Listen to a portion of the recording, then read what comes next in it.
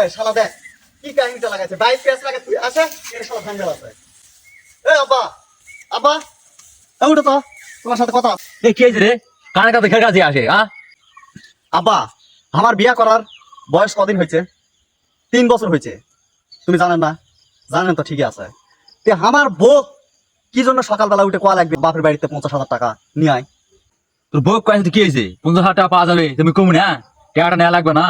হ্যাঁ শালা বাপ বেটার গন্ডগোল কি এমনি হয়? 50,000 টাকা পাবেন, ঠিক আছে, ভালো কথা। বিয়ার আগে তো মানুষ অনেকে অনেক কিছু দিবার চাই।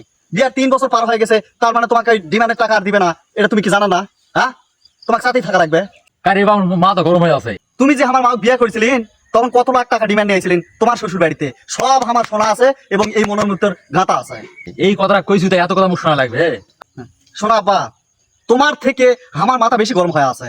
রাত্রে যা কাছে শুতবেন তখন কবে তোমার আব্বা এটা করো, তোমার আম্মা এটা করো, তোমার চাচি এটা করো, উমুক, এই শুনতে শুনতে সারাদিন ক্লান্ত শরীর। আব্বা তোমার কি জন্য আমার শ্বশুর বাড়ির ডিমান্ডের আকাঙ্ক্ষা থাকবে? তোমার এত কিসের চাহিদা? আমার শ্বশুর বাড়িতে আমি ডিমান্ড নিয়ে আসি না নিয়ে আসি সেটা আমার ব্যাপার, তুমি কবার কে হে? তুই মনে হয় খাটে মোর সম্পত্তি মনে হয় মেলা বেড়ে দিছি, ভাবটাতে তাই মনে হচ্ছে।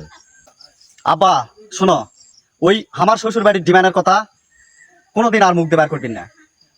এখনকার ডিজিটাল বউ সারাদিন কাজকর্ম করে আসে, যদি রাত্রে যায় না সুতি, ওই কানের কাছে গুদুর গুদুর ফুসুর ফুসুর করতে করতে আমাকে ওই রাত 3টা পর্যন্ত জায়গা থাকা লাগে। আমার কত কষ্ট হয় তুমি এখন জানেন? কেরে বেড়া, আমরা তো বিয়ে করেছি, এত জ্বালা তো সহ্য করিনি আমরা। আব্বা ডিজিটাল বোঝেন, ডিজিটাল, এখনকার বইয়েরা সব ডিজিটাল, ওই জন্য কারো কথা কোয়া যাবে না।